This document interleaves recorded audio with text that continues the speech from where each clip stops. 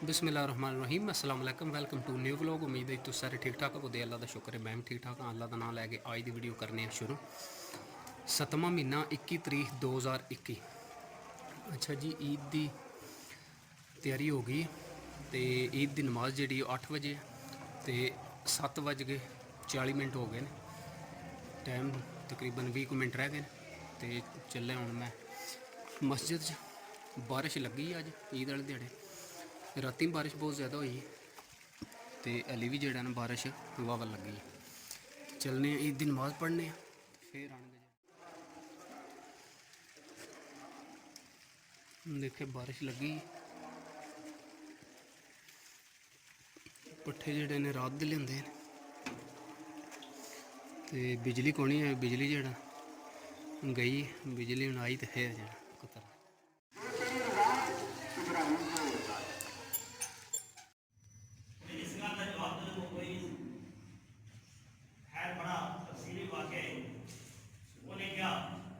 हज़रत इब्राहीम अलैहिस्सलाम को सवाल करता है, कहता है तेरा रब कौन है?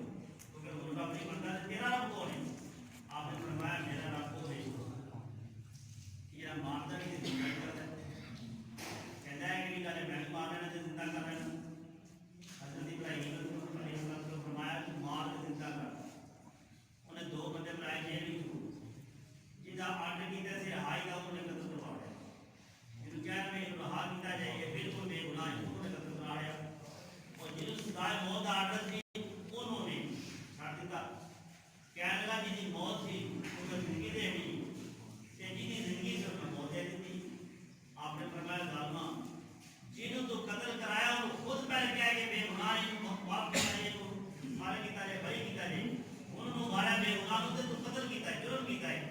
और जिन्होंने कहा मैं जिंदगी दे दी थी, जिंदगी दूरी पहले जिंदा सी हो गाले ते ताए के जिन्हों कत्ल कराए मारे उन्होंने जिंदा कर ते फिर भेजना कि तू जिंदगी देना खुश हो गया। फिर आपने फरमाया या सीधी शख्स मिनल मशरिक़ वातिल हाज़िरन अब वो है तल्लादी कफर। आपने फरमाया मेरा रब वो है जो सूरज मशरिक़ को चाहता है कि मगरिब को शुरू कर दे। अगर वो रब है जो सूरज को ऑर्डर करके वो मगरिब को शुरू होवे मशरिक़ को शुरू हो वो है तल्लादी कफर। अपने गल सुनी ना मुझे होश आवाज ने कहा होश आवाज उड़ गई, परेशान हो गया कि इन्हें बहुत बड़ा सवाल कर दिया तो सिर्फ जवाब ही कोई नहीं। उससे आदमी क्या लगा ਇਹਦਾ ਹੋਰ कोई इंतजाम उसका इतना ही नहीं है कि ये चलाया जाए ये इसका बड़े हैरान है कि ऐसा इंसान कि अगर सिर्फ समय ऐसा कि जल क्या होगा अल्लाह तबारक व तआला की रज़ा की खातिर अपना तन मन हर चीज कुर्बान कर देती। इस वक्त हर चीज कुर्बान कर देती तो अल्लाह को फरमाया सलाम अला इब्राहीम, ऐ इब्राहीम तेरे उत्ते तेरे। अच्छा जी, ईद पढ़ ली तो जाने पे घर बारिश हली जड़ा लगी।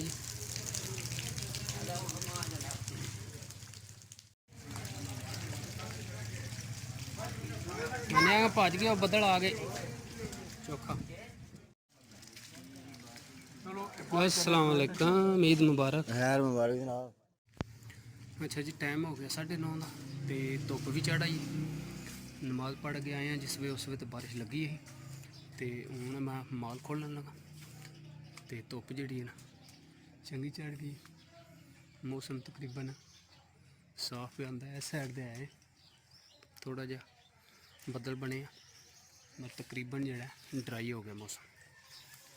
गर्मी ਇਹਦਾ मतलब ਹੁਣ ਦਿਹਾੜੀ ਹੋ ਜਾਏ। ਬਾਰਿਸ਼ ਰਾਤੀ ਵਾਵਾ ਹੋਈ। ਇਹ ਮੱਝ ਜਿਹੜੀ ਜਾਂਦੀ ਕੱਲ ਨਵੀਂ ਮਾਨੀ ਛਡਾਣ ਚੱਲਾ ਬਾਹਰ।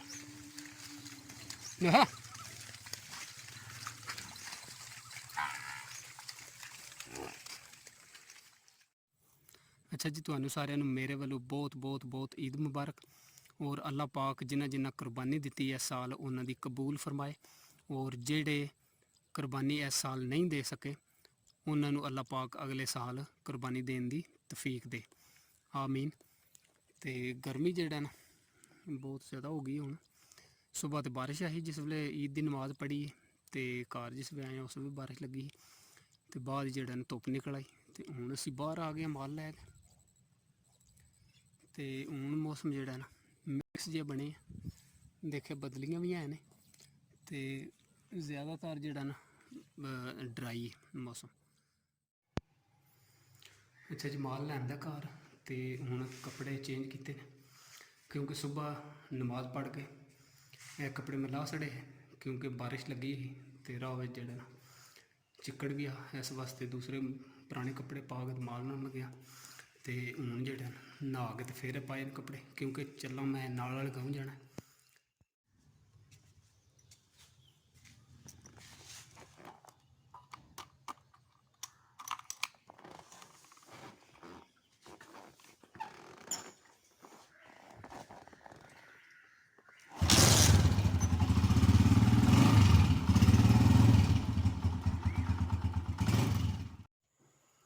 ਅੱਛਾ ਜੀ, ਸੁਬਾਹ ਈਦ ਦੀ ਨਮਾਜ਼ ਪੜ੍ਹ ਕੇ ਤੇ ਮਾਲ ਮੈਂ ਖੋਲ੍ਹ ਲਿਆ ਤੇ ਸੇਵੀਆਂ ਪੱਕੀਆਂ ਸੀਗੀਆਂ ਤੇ ਕਸਟਰਡ ਆ ਉਹ ਖਾ ਕੇ ਮੈਂ ਬਾਹਰ ਟੁਰ ਗਿਆ। ਤੇ ਭੁੱਖ ਜਿਹੜੀ ਦਿਹਾੜੀ ਬਹੁਤ ਜ਼ਿਆਦਾ ਲੱਗੀ, ਆਣ ਕੇ ਫਿਰ ਗੋਸ਼ਤ ਪੱਕਿਆ, ਗੋਸ਼ਤ ਖਾਧਾ ਤੇ ਹੁਣ ਮਾਈ ਫੇਵਰੇਟ ਕਲੇਜੀ ਪੱਕੀ ਮੈਂ ਖਾਣ ਲੱਗਾ।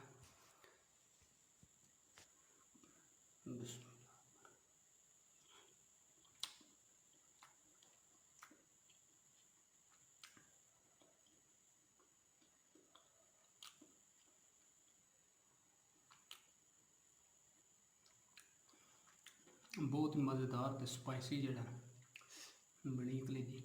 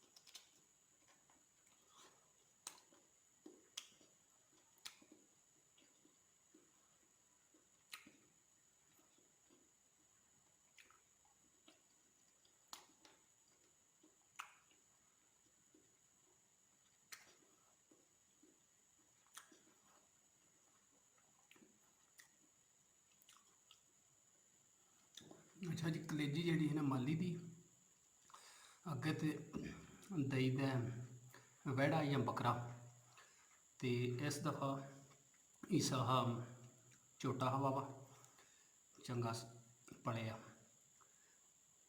ਤੇ ਉਹਦੀ ਜਿਹੜਾ ਨਾ ਕਲੇਜੀ ਬਹੁਤ ਹੀ ਮਜ਼ੇਦਾਰ।